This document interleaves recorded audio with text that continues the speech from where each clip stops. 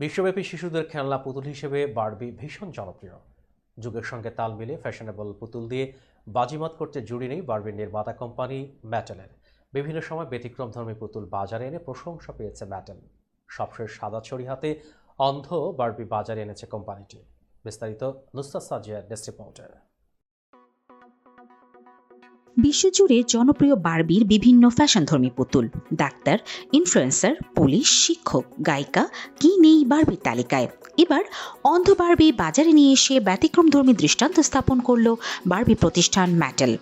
মার্কিন সংবাদ মাধ্যম CNN জানায়, অন্ধত্বে ভুগছেন এমন মানুষদের তাকানো এবং মুখভঙ্গিমা ভেবে নতুন বারবি তৈরি করা হয়েছে। সঙ্গে একজোড়া চশমাও রয়েছে। বারবির হাতে সাদা ছড়ির অগ্রভাগটি লাল ও বাকি অংশ সাদা। পুতুলের প্যাকেটে অন্ধদের পড়ার উপযোগী ব্রেইল ভাষা ও বারবির জন্য বিশেষ পোশাক সংযুক্ত করা হয়েছে। এই বারবির মাধ্যমে অন্ধত্ব বা চোখের সমস্যায় ভুগছেন এমন মানুষদের প্রতিফলন ঘটানো হয়েছে বলে মনে করেন বিশ্লেষকেরা।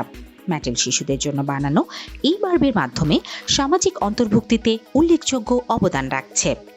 আমেরিকান ফাউন্ডেশন ফর দ্য ব্লাইন্ডের সঙ্গে অংশীদারিত্বের মাধ্যমে এই অন্ধ বারবি তৈরি করেছে ম্যাটেল। পুতুলটি বাজারে আনার জন্য Royal National Institute of Blind People RNIBর সঙ্গেও অংশীদারিত্বে গেছে কোম্পানিটি। RNIBর প্রতিনিধি ডেভি মিলার CNNকে জানান, এই ধরনের বারবি বাজারে আনলে তা অন্ধত্বে ভুগছে এমন শিশুদের প্রতিনিধিত্ব করবে। 2016 সাল থেকে বিভিন্ন সম্প্রদায়ের প্রতিনিধিত্ব করে এমন বারবি বাজারে আনতে শুরু করে ম্যাটেল।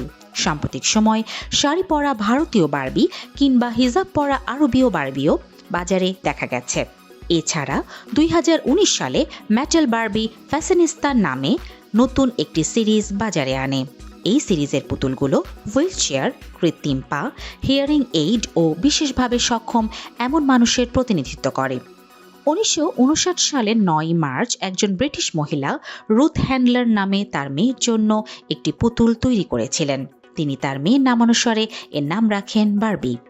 পুতুলটি এতই সুন্দর ছিল যে হ্যান্ডলার খেলনা ব্যবসায় এটি চালু করার পরিকল্পনা করেন, আর তাতেই ঘুরে যায় ভাগ্য। বাজারে আসতেই চাহিদা বেড়ে যায় বারবি পুতুলের। প্রথম বছরই 3.5 লাখ বারবির পুতুল বিক্রি হয়। এই পুতুলটি এমনভাবে ডিজাইন করা হয়েছে যে এটি দেখতে একটি জীবন্ত চরিত্রের মতো।